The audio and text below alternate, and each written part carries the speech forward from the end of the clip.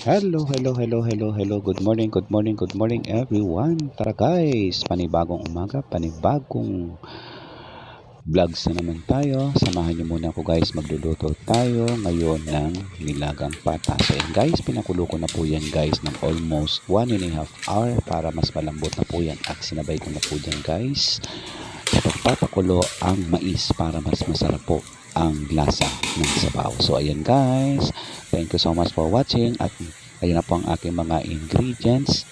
Yan ang aking mga panahok. Naglalagay ako ng patata sa kakamote. Yan ang aking repolyo at maglalagay din po ako syempre guys ng pechay.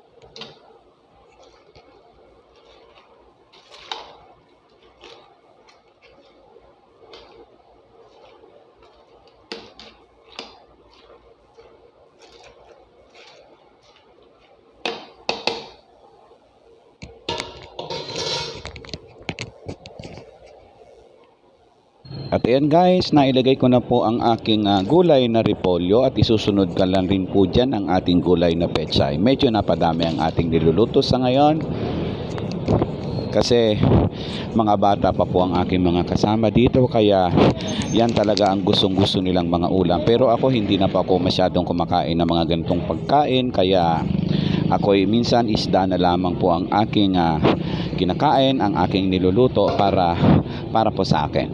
Maraming salamat guys for watching this video. Sana meron po kayong matutunan. So ayan na po guys ang aking nilutong nilagang pata. Maraming salamat.